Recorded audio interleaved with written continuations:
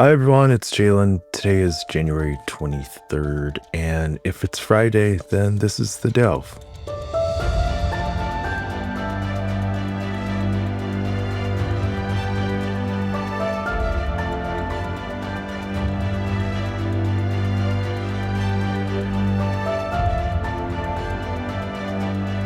Let me start with something small. In the British Museum, there is a clay cylinder. It's about the size of your hand. It's cracked, it's faded, and if you walked past it fast enough, you might miss that it changed the world. It's called the Cyrus cylinder. Over 2,500 years ago, Cyrus the Great, founder of the Persian Empire, had this thing inscribed when he conquered Babylon. And instead of just bragging about his power, he ordered that local gods be respected. Exiled people could go home, and conquered communities could keep their customs. Today, people argue over how much of that text is propaganda and how much is actually principle. But the cylinder is still held up as one of the earliest statements of something we now call human rights. That's Iran's origin story or world history, not as a problem, not as a nuclear threat, but as a civilization thinking out loud about how power should treat the powerless. Fast forward. For centuries, the lands we now call Iran helped carry the world's knowledge. Persian scholars and poets shaped medicine, astronomy, philosophy. Cities like Isfahan and Shiraz were not just places on a map. They were engines of ideas. Even when empires rose and fell, the culture stayed stubbornly alive. Then we hit the modern era, and the story gets darker. In the early 1900s, Iranians pushed for a constitutional revolution, a parliament, a limit on royal power, actual laws. It was messy and incomplete, but it was a serious attempt to try to drag an old monarchy into a more democratic age. And then oil was discovered. And suddenly Persia was not just a country with poets and engineers. It was a fuel tank for the industrial powers.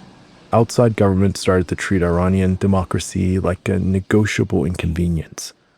In 1953, when Iran's elected prime minister tried to nationalize its oil, the United States and Britain helped overthrow him. They reinstalled a Shah who ruled as an increasingly authoritarian monarch. For many Iranians, the message was brutally clear. When democracy gets in the way of somebody else's interests, democracy loses. That was also the moment when the United States and Britain stopped being just observers in Iran's story. We didn't just take a position in a debate. We helped knock down a government Iranians had chosen and shored up a ruler they couldn't fire. From that point on, when we talk about Iran, we're not talking about a strange country over there. We're talking about a place where our governments left fingerprints on the crime scene. We don't just have opinions about Iran. We have a tab. That betrayal helped set the stage for the 1979 revolution, when another form of authoritarianism took its place. This time it was a theocracy. Clerics, security services, and revolutionary institutions that wrapped themselves in religion and called repression defense of the revolution. Different costume, same story. Power concentrated in the hands of a few, and anyone who challenged it paid in prison, exile, or death. And yet, across all these eras, something else stayed constant. Iranians kept pushing back. Student uprisings, women burning their headscarves in protests decades before the world noticed. Journalists, artists, and activists who tried to widen the space for normal life, and often paid for it with their freedom. Then came Mahsa Jina Amini in 2022, a young woman arrested by the so-called morality police, who went into custody alive and came out dead. Her death ignited protests led by women, joined by men, spreading from cities to small towns. Woman, life, freedom. The regime answered with bullets, mass arrests, and hangings. It shut down the internet, not as an annoyance, but as a weapon. When you turn off the internet in a country like Iran, you're not just stopping TikTok. You're cutting protesters off from each other, from the outside world, from the possibility that anyone will see what's happening before the tear gas clears and the bodies disappear. When I spoke with our guest for today's episode, I thought I understood how brutal this regime could be. I did. I was stunned by the scale of it, by how deliberately, how efficiently fear is used as a governing tool. I walked away with a new appreciation of how much courage it actually takes just to go out into the street when you know the people facing you have guns, prisons, and absolutely no shame. I also went to this conversation assuming something else, that every dissident in exile was throwing their full support behind the exiled crown prince, behind a return to monarchy as the simple alternative to clerical rule. She complicated that too. You'll hear her talk about the Shah's regime and today's regime as bad and worse, a choice between two versions of unaccountable power. She's not nostalgic. She's not looking for a strongman with better branding. She wants something many Iranians have been denied for generations, a government that can actually be fired by its people. What really struck me though was what she said about us, about the rest of the world. Because here's the picture. You have unarmed protesters facing one of the most ruthless security states on earth. They cannot win this alone. They know it. The regime knows it. And the world hesitates. Governments issue statements, envoys express deep concern. Everybody says the right words about human rights and women's freedom. But when it comes to real costs, sanctions actually bite. Diplomatic isolation that actually hurts. Or support that might actually shift the balance, like internet, most countries choose caution. And in places like Washington and London, that caution sits on top of a history we still haven't really owned up to. From a distance, that caution looks responsible. Up close, to the people risking their lives, they can feel like abandonment. And yet, despite all of this, our guest is hopeful. Not naive, not romantic about it, but hopeful in a hard, realistic way. She talks about a future Iran where the brain drain reverses, where the doctors and engineers and artists who left can come home, a country where women don't have to ask permission to breathe in public, a country that can rejoin the community of nations, not as a cautionary tale, but as the scientific, cultural, and economic powerhouse it's always had the potential to be. The region needs that Iran. The world needs that Iran. So today on The Delve, we're going to do something very simple and very overdue. We're going to listen. My guest today is Zolal Habibi, an Iranian human rights activist and women's rights leader who has spent more than 2 decades fighting for a free, democratic Iran. She serves on the Foreign Affairs Committee of the National Council of Resistance of Iran, has helped secure international recognition of the 1988 massacre as a crime against humanity, and has worked to relocate thousands of at-risk dissidents to safety. We'll talk about what's actually happened inside Iran, beyond the headlines, why this uprising is different from the ones that came before, and what meaningful solidarity from the outside could look like. I'm Chalin, and this episode is dedicated to a free Iran. Let's delve. Zolal, welcome to The Delve. How are you today? Thank you. It's a pleasure to be with you, and I'd like to greet those who are tuning in. Thank you for this opportunity for us to be able to echo the voice of the people in Iran who are going through some tremendous times right now. Sure, of course. Before we jump into all things Iran, can you tell us a little bit about yourself? As you said, my name is Zolal, and I am an activist with the Iranian Resistance. I am a member of the National Council of Resistance of Iran's Foreign Affairs Committee. I belong to a generation that was born after the revolution. And unfortunately, I haven't had the opportunity to actually live in Iran. My parents came to the US before the revolutions as students, but unfortunately, I am part of a generation that has unfortunately seen nothing except the current dictatorship in Iran. But what we see today is very promising. The youth of Iran have made that decision that they want to see change and they want to move forward in the 21st century to a secular democratic republic. And that is what we're seeing brewing on the streets of Iran these days. I'm curious, when you look at what's happening in Iran right now, what does it feel like to you? I mean, we've had waves of protests before. Does this feel like another wave of protests, or does it feel like something different? I think if you look at the wave of different protests and uprisings in Iran, especially in the last decade, but even if you look at it in the span of the past 4 decades, you see that each time the time between the protests or the uprisings is becoming shorter. And you also see it evolve step by step. For instance, if you go back in 2017,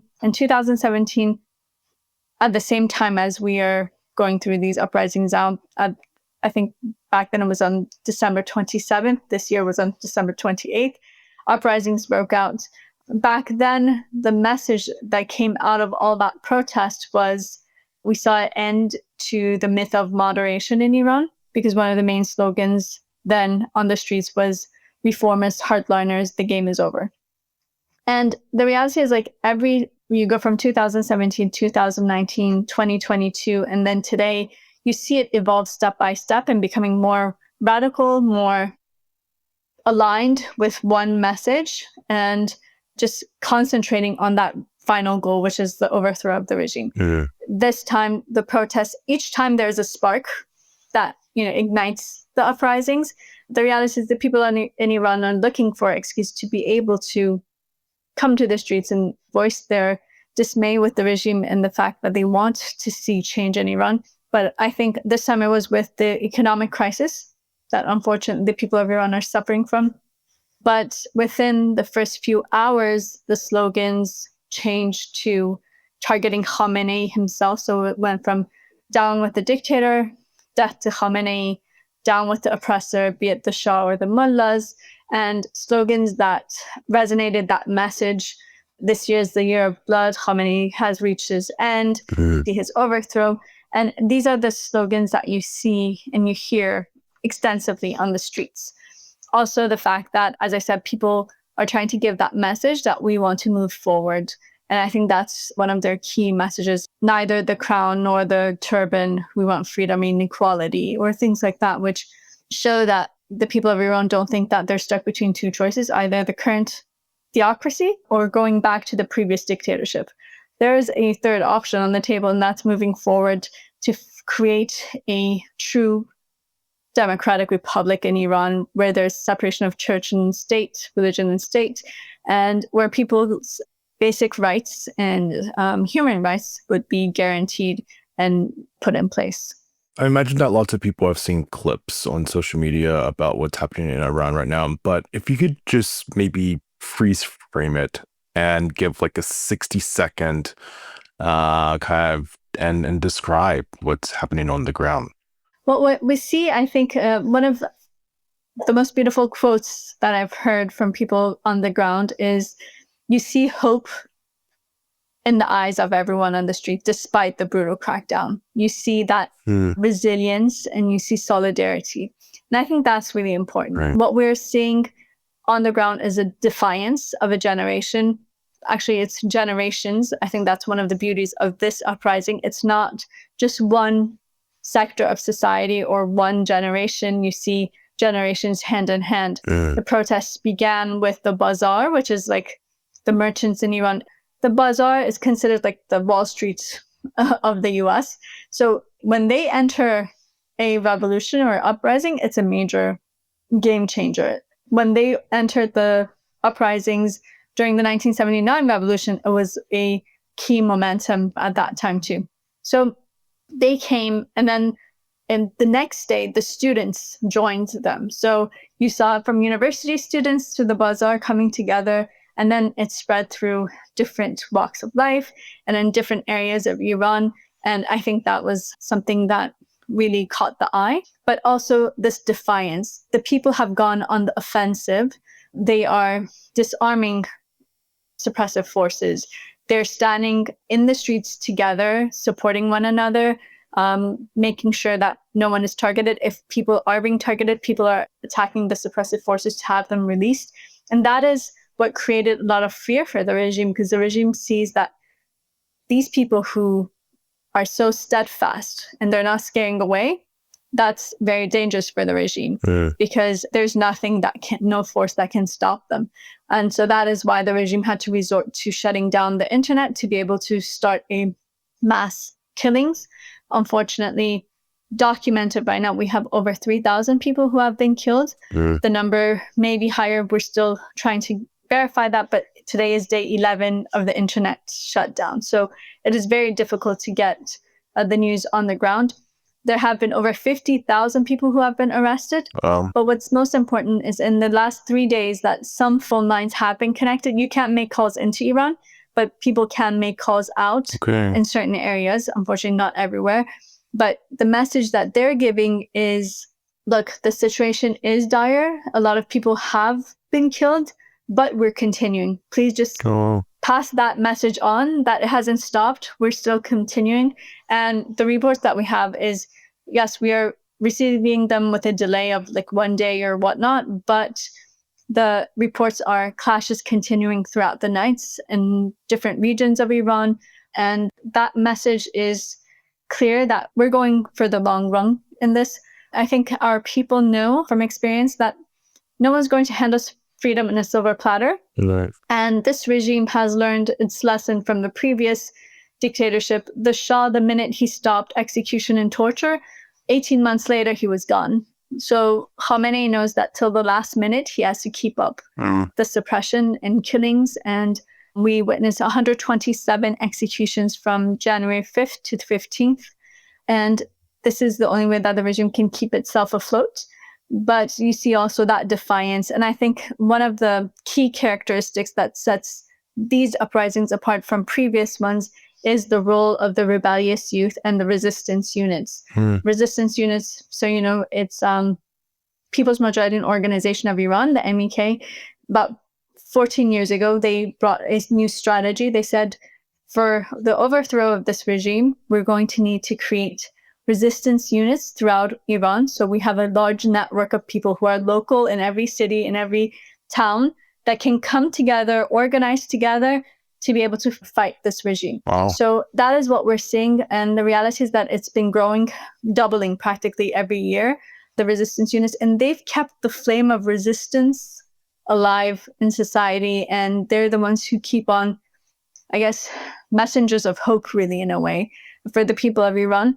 And we are seeing their role right now on the streets, how they are organizing people on the streets, how they're bringing people together, making sure they have tactics in place to safeguard one another and to be able to push forward. And that is something that the Iranian regime has actually attested to time and time and again. But in 2024, for instance, we witnessed 39,000 activities carried out by the resistance units, and over 3,000 centers of suppression were targeted by them. Wow. 2025, unfortunately, because the last 2 days of 2025, the uprisings began. We don't have the full numbers right now, but it had increased dramatically in compared to 2024. So you can imagine the effects of that when you're living under complete suppression. The people who are risking their lives and doing that, but they really kept the flame of resistance alive throughout Iranian society, and they are the unifying force on the ground and helping everyone to come together united for that one goal that they have. Right. Then there's also this huge imbalance. There's unarmed protesters versus a heavily armed security state. When you're talking to activists inside Iran, what do they say they fear most? And I guess what keeps them going? What keeps them going is the fact, I think, and especially in the last few days, that they have witnessed this, mass killings on the streets in Iran. Yeah. It's devastating. The reports, people are like, we saw personally ourselves at least like 100 bodies on the ground. And this, like, many people are calling with the same message. So it's very extensive. And unfortunately, a lot of the people right now, we're identifying the names and ages and everything of people for the most part, they're in their late teens or early 20s. A lot of 15, 16-year-olds who are being killed, 17, 20s, early 20s. So we are seeing that. But I think the key message is one of the things that you also see even on social media, the message that people before the internet shut down, they kept on giving from the streets was, look, we know that this is going to be costly. We know that it's going to have a great toll on our society, but we can't give up or give in because we have to pay this price to be able to see the dawn of freedom finally. And I think right now with such a high death toll, people are like, we're not going to allow their lives to be lost in vain. We are going to continue until it's overthrown, because every time the regime is able to push people back into their houses out of fear, so nothing is going to change. Everyone knows that this regime is really in a very weak position. This suppression is not out of strength, it's out of weakness. Because right now, especially if you look at Iran more, the big picture, right now, the Iranian regime has ruled for 47 years on two bases. One is suppression internally, suppression, execution, torture, suppression of women, minorities, any kind of freedom of thought, Yeah. On the other hand, it has been export of terrorism and fundamentalism, and it's warmongering in the region. Well, that limb has been cut off practically with the fact that Hezbollah has fallen apart. We also see Bashar Assad fell, which was one of its greatest allies. True. The other proxy groups have been weakened dramatically. So the regime is in a weak position. Khamenei used to say, we have to fight in Syria and Iraq, not to have to fight inside of Iran. Well, they're not fighting in Syria and Iraq anymore. So the fight has come into Iran now. So that is the reality on the ground. The reality is that the regime has feared for a while now. They knew that the next wave of uprising is not going to be easy, and it's not going to be easy for the regime to even overcome it. That's why in 2025, we witnessed 2,200 executions in 1 year. Because the regime wanted to spread fear, but that fear turned to rage. I don't want to say rage in a negative annotation, just, the fact that people are like fed up and they want to see change. And the reality is that when you look at Iran's society, there isn't a single place that you could put your finger on right now that hasn't been destroyed completely by the regime. When you look at it from an economic perspective, the human rights perspective, having a future, Iran has the greatest number of brain drain in the world. And right now, just look at every top company or field actually in the world, and you see Iranians at some of the highest positions. But they can't go and serve their own people. So, we have a very educated population. Most people have college degrees, but they can't find jobs. There are no jobs unless you have some kind of a connection to the regime. So really, unfortunately, we are a country that's rich in natural resources, rich when it comes to its people itself. They are the assets of this country, but the country is in devastation. We've reached a point that just 2 months ago, Pezeshkian said we might have to evacuate Tehran because of water shortage. People don't have running electricity a few hours a day. Iran is rich in natural resources. That should not be a problem. But really, because everything has been used to fund the regime's apparatus and to keep themselves in power, to fund its terrorism and whatnot, the people are suffering. So really, even when you look at the environment, it's like destroyed completely. So there isn't one aspect that you could say the regime is doing something right. So the people are all just fed up to hear, and they just want to see this regime gone, and they want to be able to take their destiny into their own hands. But I think the fact that we're in the age of technology, that also helps this younger generation. They know what they don't want, but they also know that the life that they're living is not the norm of the world. You shouldn't be suffering this way.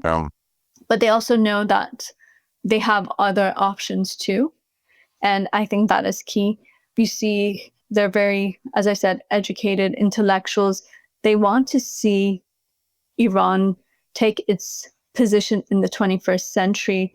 They want to be able to strive in their country. And so that's why you see those calls for a secular democratic republic. And they have the experience of, unfortunately, the last century. If you look at Iran, all the dictators have been brought in by foreign powers because of foreign interests. We had Reza Shah, who was brought in with a coup d'etat by the British. And then we had Mahmoud Reza Pahlavi come into power with the coup, after the coup d'etat against Dr. Mossadegh, and with the support of the CIA and MI6. And then we had Khomeini, who came in power because it was the Cold War and Western powers felt if the Shah is going to be leaving, we don't want those revolutionaries to come into power because we don't know what their positions will be on the USSR. So let's bring in Khomeini, who's a fundamentalist, and he had a problem with communism. And unfortunately, the people of Iran have been paying the price since then. So the people of Iran are really keen on the fact that we want to take our destiny into our own hands. They want a firm policy on Iran, but they don't want troops on the ground. They don't want intervention to that sense. This is a really great place because this is where I'm pivoting to next. I feel like we hear a lot of governments, they're condemning the violence, they're calling for restraint. But from your point of view, how can the international community intervene or support? Do you believe the Iranian people want some type of military intervention? I think the Iranian people want a firm policy on Iran, and that's not what they're saying. You hear the condemnations, words of condemnation, but the acts is something different. Like, for instance, today at the World Economic Forum, Araghchi was invited as a speaker, despite the fact that everyone knows the Iranian regime has committed war crimes and crimes against humanity in the last week. It's not something that's forgotten. It's not something in the past. We're talking about in 2026. It's current, yeah. And there isn't anyone who can say that I didn't know about it because it's been documented.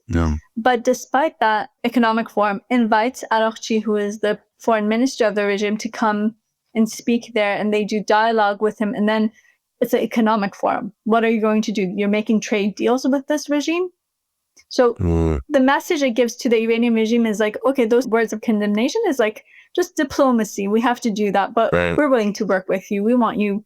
Still, we have our interests at the end of the day. And then on the other hand, you see for years now, the European Parliament, the British Parliament, they've been calling for the IRGC to be blacklisted, but unfortunately, their governments are not following through. I don't know if you've seen the post on X by Ms. Metsola in the past few days in regards to Iran and blacklisting the IRGC, that the European Parliament is pushing for it, but the European Union is standing. And specifically, she names countries that are preventing this from taking place. So that is a green light to the Iranian regime that, okay, you could continue these crimes. We're going to give words of condemnation. We'll allow protests in our countries against you. But at the end of the day, we don't want you gone. That is the message that they're giving, and a message of weakness that, okay, some of them have foreign interests. Some of them fear Iran's reaction because they have hostages and they're worried about Iran's terrorism abroad. But the reality is that they're not standing by the Iranian people, despite saying so. I think that the Iranian people are calling for specific issues. First of all, I think the international community can easily resolve the issue of communications, because the lack of communication right now is what is giving the regime this open arms in killing on the streets. So I think the international community, for one, they can reconnect the people of Iran if they wanted to. The second is, holding the regime accountable for crimes against humanity and war crimes.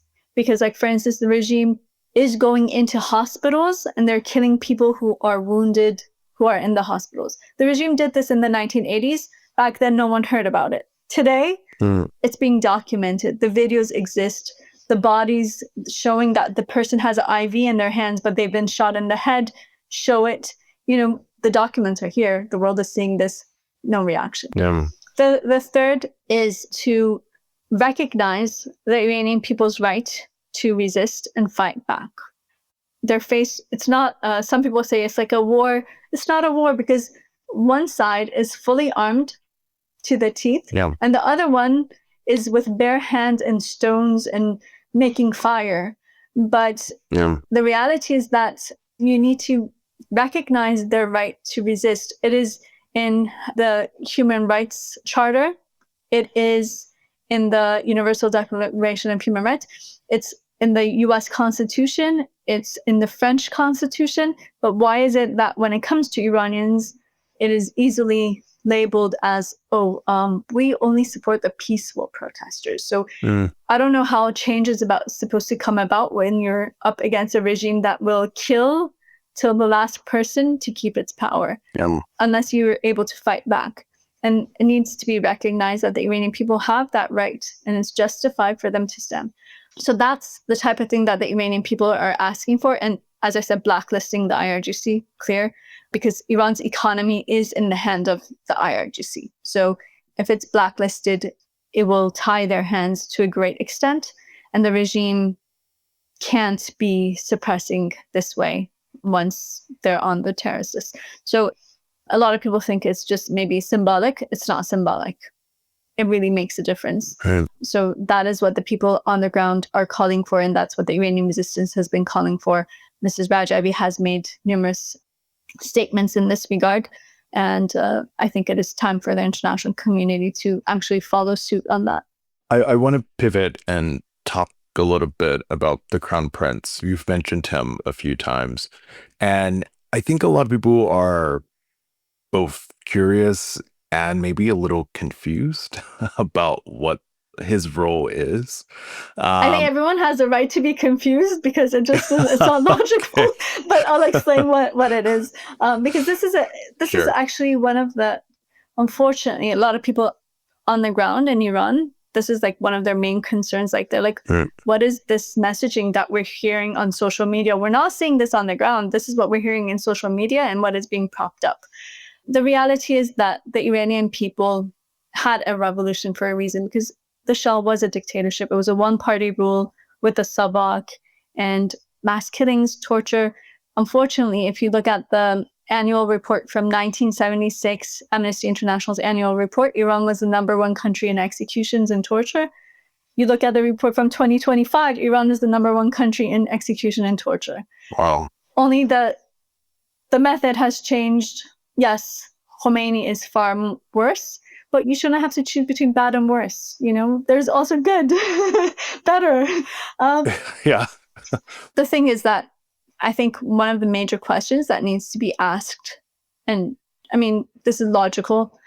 Okay, Reza Pahlavi has been in exile for 47 years. What does he have as a resume to show? What has he done? Has he created one organization? I'm not talking about like 500 people, like a group of 20. Has he been able to run a council of 20 people in the last 47 years? Every organization that he has tried to form has fallen apart within 6 months because of the fighting between them. He has not done anything for the people of Iran. Even during these uprisings, I'm sorry to even have to mention this, but he was on winter vacation with his family in the Bahamas. And he didn't cut his vacation short to come back if he thinks he's a leader. I mean, that's like, the people are on the streets. Where are you? Until day 10, that he came and he was like, I want to call everyone to come to the streets or chant from your windows. People are already on the streets, and they're already on the streets at 8:00 p.m. So what are you trying to represent yourself as, it was because of my call that they came to the streets. On the other hand, he doesn't have a clear message. He plays with words. So he still calls himself heir to the peacock throne. And he says, I'm like a father figure for the people of Iran. But then when they ask him, he's like, there'll be elections and people can choose. So are you supporting a monarchy, or do you want actually democracy? Because if you want a democracy, you have to be able to stand with your own merits, which you don't have any. If you are presenting yourself as a son of your father was a dictator who was overthrown by the people of Iran. So on what merits and grounds are you standing?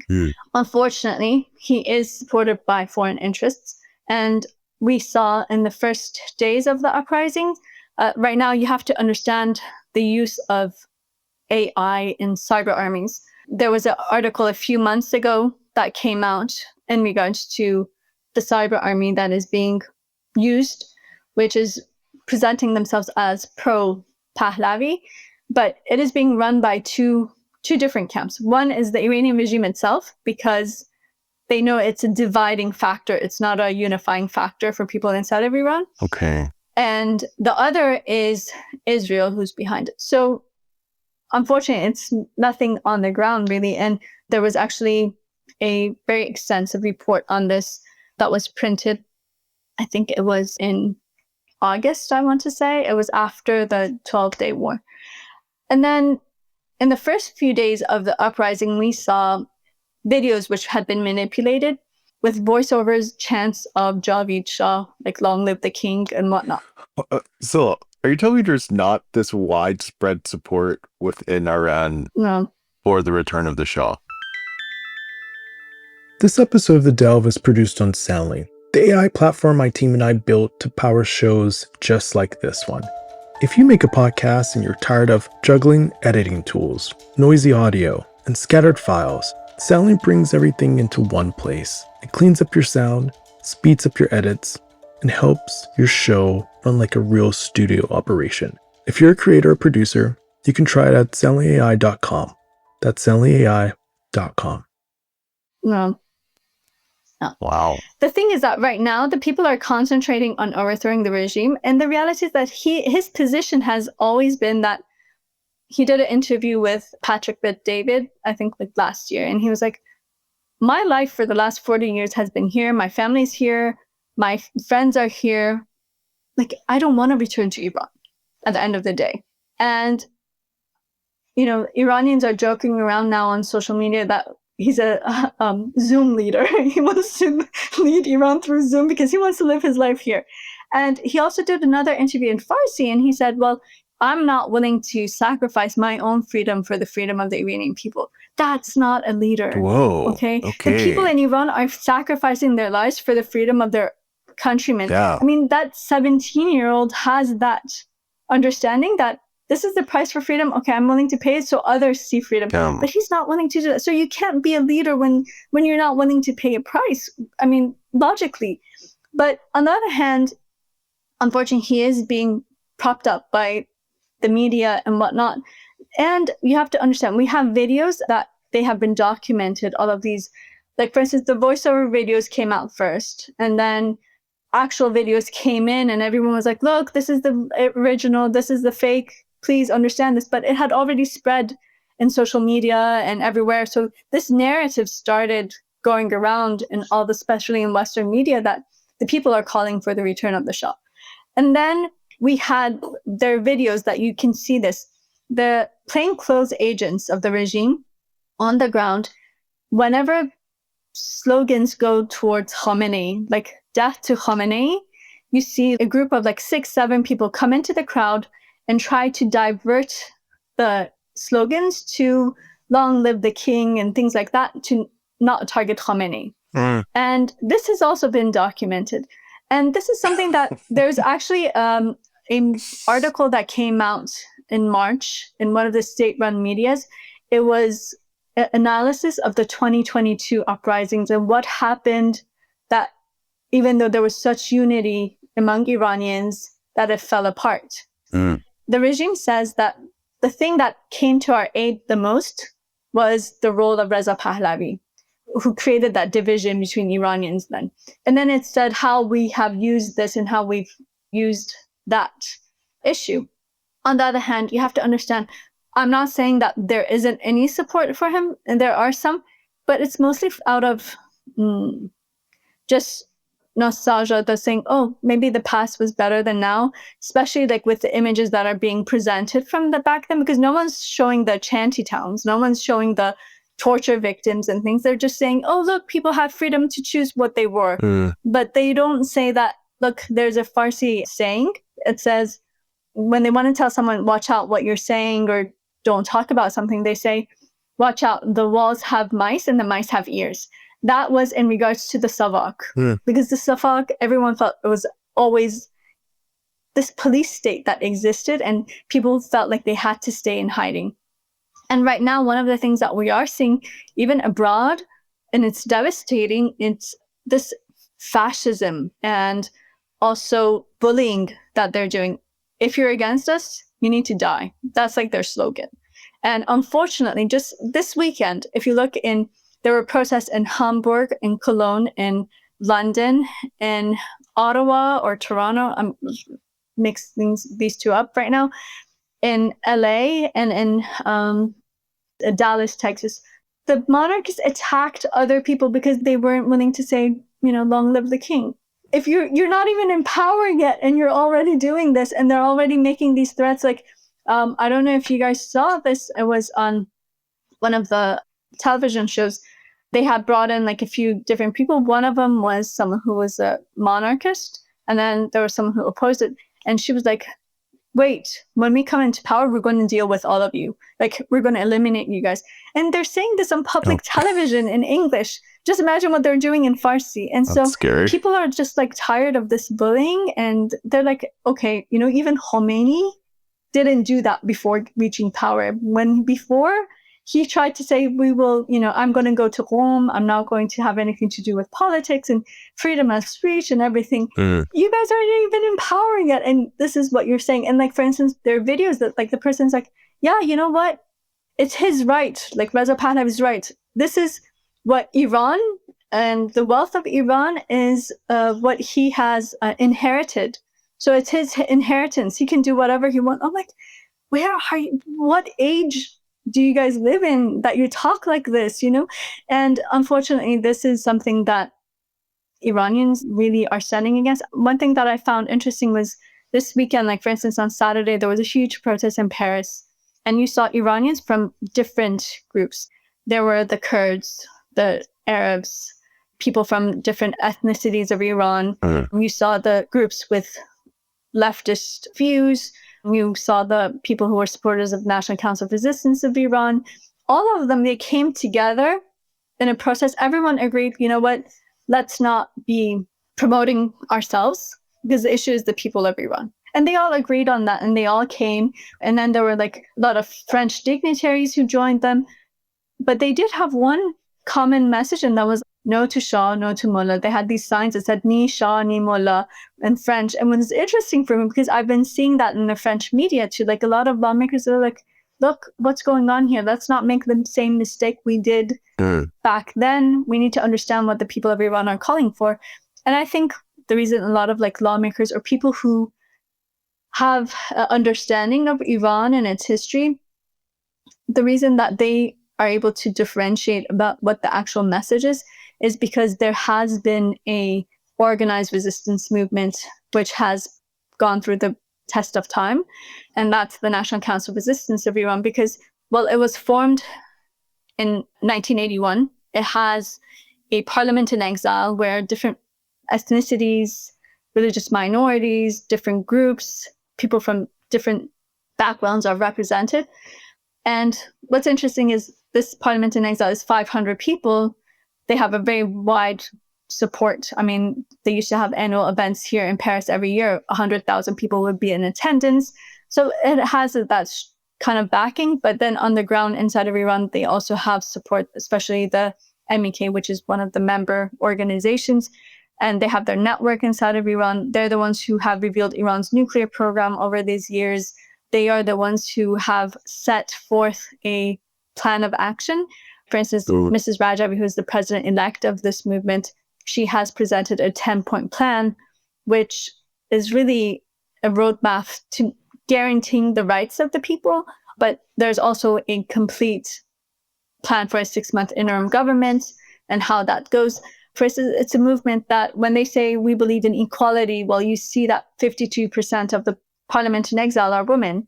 When they say we believe in the rights of different ethnic groups in Iran, we see their plan for the autonomy of Kurdistan and how their rights need to be recognized and how these double standards that have existed in Iran need to be put aside and everyone needs to have equal rights, no matter what part of Iran you're from. So it's the only organization that has called for the abolition of the death penalty in torture in all its forms in Iran. So these are important key points. This resistance has paid the gravest price in the past 4 or 5 decades. 120,000 people have been killed for supporting them. Wow. But they're the ones who are saying we need to end the cycle of execution, and there should be, a independent judiciary. They should be held accountable by international standards, but we need to put an end to this. This is not positive. And we have no right to take away someone's life. We don't have that jurisdiction. And I think that's really important. That gives hope to people that there's a future that you could build on. And I think that just the fact that they've proven their words through action, that's really important. And I think that's why people are even willing to take that risk to come to the streets, because they know that there's some kind of guarantee. Like over 5,000 parliamentarians around the world support this 10-point plan. Over 130 former world leaders support this plan. So it's something that has been tested and spoken about and worked on. And I think that when you look at the situation in Iran, you have to understand the overthrow of the regime is not going to be overnight. This is not a sprint. It's a marathon. Right. You have to find those people who are willing to put in the energy for the marathon, right? Sure. Because yes, whenever there's uprising in Iran, you see thousands coming to the streets, both inside of Iran and abroad, and that's great. But within a few weeks, when it starts to fade away, you see them disappear.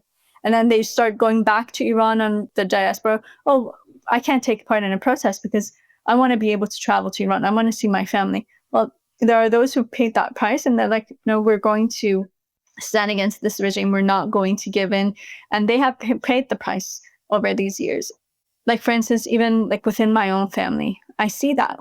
My parents are the ones who paid this price. My father was a prominent writer and a human rights activist. He was actually killed by the regime in summer of 1988. That summer, I don't know if you know, the regime had 30,000 political prisoners executed in a matter of 5-6 weeks. Oh my gosh. This July, the regime said, we need to repeat the 1988 massacre to be able to prevent the next uprisings. And that is what we're seeing right now. They're trying to do on the streets. There's so many parallels between now and the 1980s. It's devastating for me personally because I had heard those stories always. I think I was about 4 when I met people who were victims of torture in Iran. I remember they would try to hide it from me, like not tell me the stories, but I was very curious and I kept on asking them. I'm like, nope, I need to know. You need to tell me what happens in Iran. But I knew that that was a reality in Iran. I knew that back then the regime used to publish pictures of children who had been executed with this sentence that says, would the parents of these children come and identify their bodies because we don't even know their names. Oh my God. With that, they wanted to spread fear in society. When I don't show mercy to a 13-year-old girl or a pregnant woman or elderly mother, I'm not going to show mercy to you. That was the message. And then they would print every day in the newspaper the names in Etelaat and Kehan newspapers, the names of the people who had been executed the night before. And at times in one city, you would have 300 people listed. And I know so many families that's how they found out that their loved ones were killed. And the regime is doing exactly the same thing. The fact that you've probably seen these videos of body bags on the ground, and they tell the families, come and identify your child. So that family has to go one by one, look at each face, and with that fear in their heart that the next one is going to be their own child. But just imagine what that does to you when you see that many young faces, that many people, what's that going to do to you? Unfortunately, we have had parents who have died in the past few days from the shock. And this is, again, something that we've seen time and time again. And so the regime is trying to spread fear. But what's important is that the people of Iran are giving this message that we have these experiences from the past. They're not forgotten. We're not going to succumb to it. We're not going to fall for these traps again. We are moving forward. Their message to the world is there's a third option when it comes to Iran. So that has 2 perspectives. One is the solution is neither war nor appeasement. It's supporting the Iranian people in their organized resistance to create change. And the other is the final solution for Iran is neither the current dictatorship or the previous. It is moving forward to be able to have a secular democratic republic with free elections under the UN mandate, and to make sure that we have people's sovereignty for the first time, because that's something that we haven't unfortunately had. We had a very short-lived democratic government, and that was Dr. Mossadegh, who was overthrown with the coup d'etat in 1953. But the people of Iran want to be able to see that final change. I want to talk just briefly about the region and what this would mean for Iran's neighbors if Iran became a democratic state. How does that change the map of the Middle East? What does that mean for the Arab states and for Turkey and for Israel and Afghanistan? This is a game changer. It is a game changer. Iran has always played a very important role geopolitically, if you look in history. It's also a massive country. Yeah, it is a massive country in the Middle East. I mean, even size-wise, it is a lot larger. It's like 3 times the size of Iraq with 4 times the population. And it's that different demographic in general. But Iran has always played an important geopolitical role in the region. For instance, when Dr. Mossadegh nationalized oil, you saw the ripple effect in the entire region from Egypt to other countries. And this growth of seeking your independence and standing your ground and whatnot. But then we also had the negative impact of it. For instance, when Khomeini came into power, you saw the spread of Islamic fundamentalism and terrorism in the region, and we are still suffering from it today. So I think that, first of all, Iran, that is in peace and coexistence with its neighbors, can really help in the direction of world peace in a lot of ways, because unfortunately that's the burning point right now in the world practically.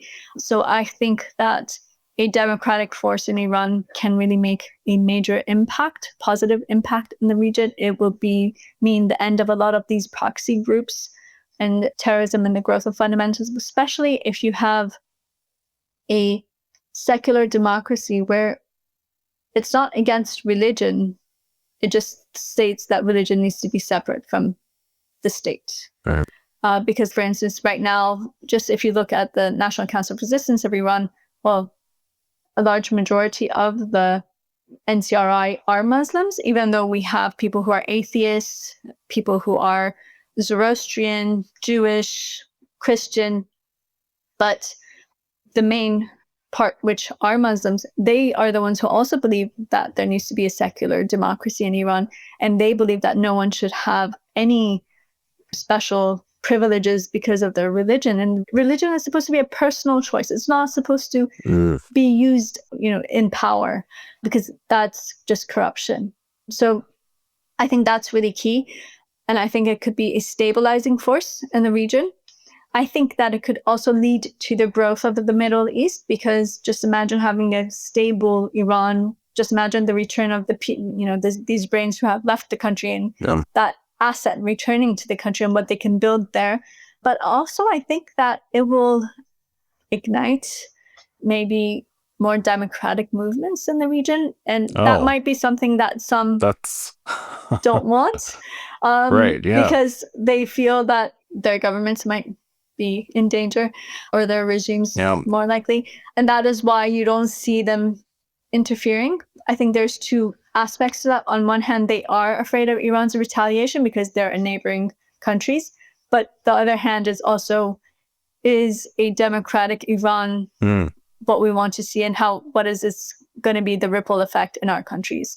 That is something that it's fair game, and it's an issue there. But I think that for the people of the Middle East, I think that it will be the start of a true spring for them.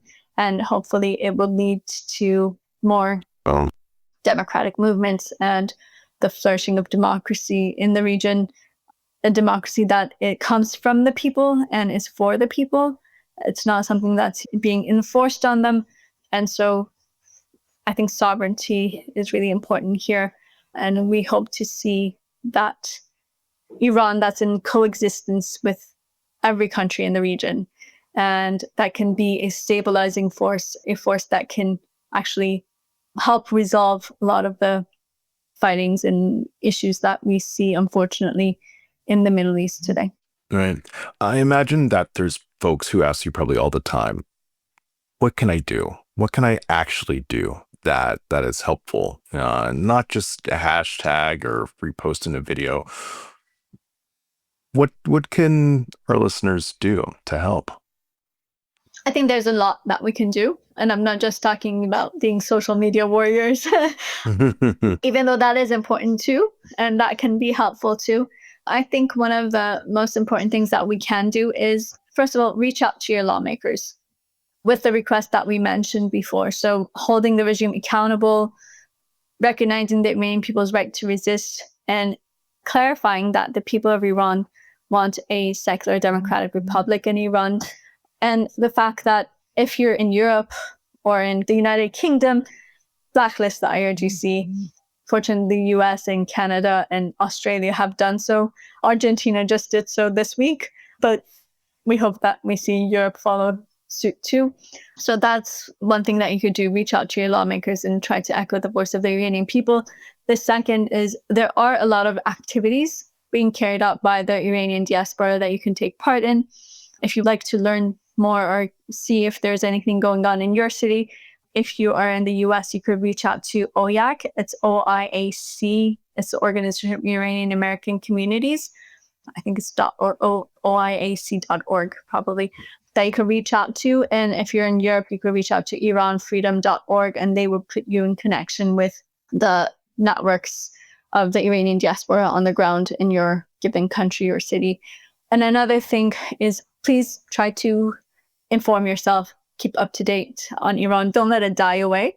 So you could follow the latest developments from on the ground from both the website of the NCRI, it's ncr-iran.org, or Maryam, Maryam-rajabi.com to learn more about what it is Ms. Maryam Rajabi, the president-elect of the Iranian resistance, wants to present. I'm trying to wait all of these down at the same time. Sorry, I know it's a lot to say. So I can put them in the show notes. So you could share those.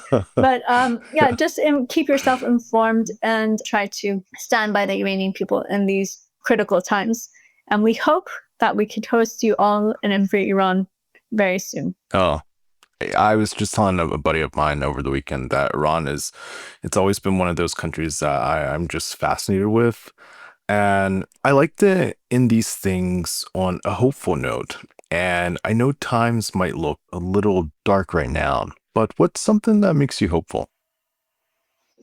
What makes me hopeful is seeing the bravery and this dedication of the Iranian people and this generation that has chosen to take destiny into its own hands. We know, we've experienced it firsthand. We know that no one is going to hand us freedom in a silver platter, but we will pay the price. And I think that there's nothing stronger than a people that has made the decision to free itself from tyranny. So Iranians have a saying, they say it's always darkest before dawn. And I think that, yes, the final hours are pretty dark, but the dawn is inevitable and we will see it soon. Perfect. Zolal, thank you so much for coming to Delve. I really, really appreciate it. This was amazing. I really appreciate the opportunity. It was a great conversation. And so thank you very much for giving us this opportunity and allowing us to echo the voice of the Iranian people. Greatly appreciate it. Of course. Thank you. Thanks for tuning in. Major thanks to our guest today, Zolal Habibi. She was incredible. I will see you guys next time. This is The Delve. The Delve is produced on Chalin, the AI platform we built for podcasters. You can learn more at chalinai.com.